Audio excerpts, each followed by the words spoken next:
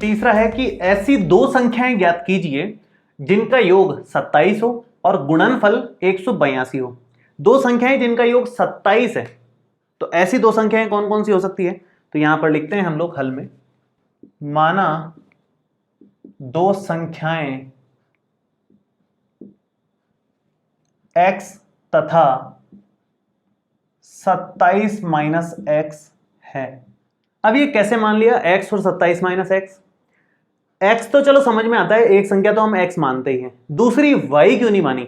y भी मान सकते हो और डायरेक्ट भी कर सकते हो। y मानोगे थोड़ा सा लंबा पड़ेगा, बेटर है कि डायरेक्ट कर लो, क्योंकि हमें टोटल तो 27 दिया ही है।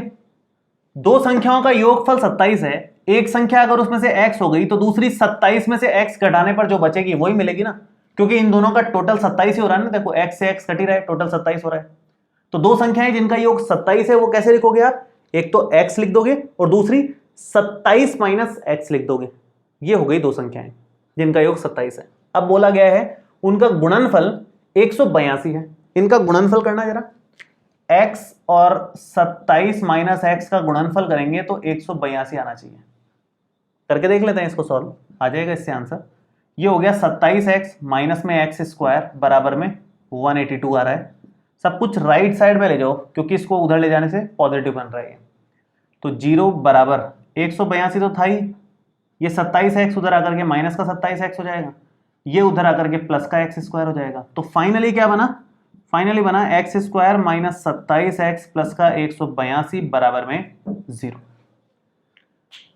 ये मैंने बस सीधा करके लिखा है, एक्स स्क्वायर वाला पहले, फिर एक्स वाला, फिर ये अचर पद। अब इसको हल करना है। हल किस तरह से करें?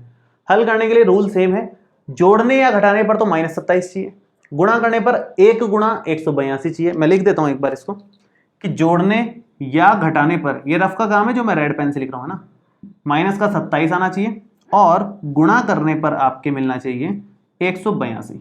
कैसे किया जाए?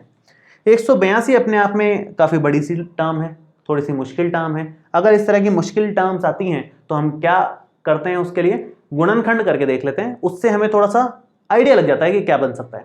तो मैं एक काम करता हूं, मैं यहां पर गुणनखंड कर देता हूं इसका।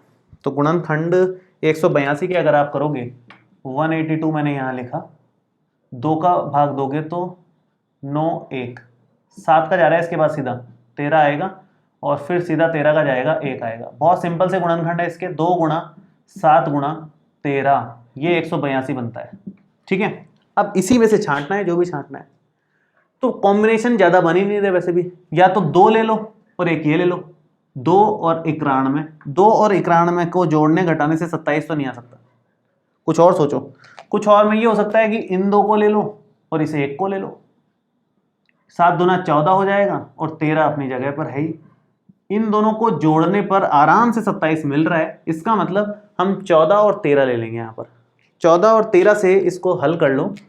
हल मैं इस तरफ कर देता हूँ, जगह इधर ही है। तो यहाँ के बाद सीधा आप यहाँ से लिखोगे, ये सब लिखने की जरूरत नहीं है एग्जाम में, ये सब लिखने की जरूरत नहीं है एग्जाम में, ये रफ का काम है आपका। ठीक है, ये लिखोगे x square minus 27x, minus का 27 कब आएगा? जब माइनस का 14 और माइनस का 13 ले लोगे तो माइनस 27 आएगा।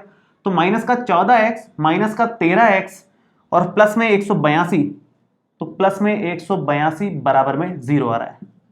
शुरू के 2 में से अगर आप कॉमन लेते हो x तो आराम से कॉमन आएगा, इन दोनों में से 13 कॉमन आ रहा है आराम से, x कॉमन आ रहा है, x माइनस 14 बनेगा। इन दोनों में से माइनस का 13 कॉमन आ रहा है, साइन हमेशा यहाँ का ही कॉमन लेते हैं, अंदर बचेगा x माइनस 14, क्योंकि 182 में से 13 का भाग देते हैं तो 14 ही बचेगा। ये दोनों सेम आ रहे हैं, एक तो ये ले लो और एक बार x माइनस 13 ले लो। बराबर में आप करोगे 0 तो ये बनेगा x माइनस 14 एक बार 0 और x माइनस 13 एक बार 0।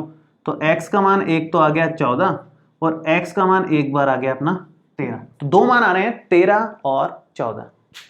तो कौन सी दो संख्याएं हैं जिनका योग 27 है? 13 और 14। जिनका योग तो 27 है और गुणनफल क्या आ रहा है? 182।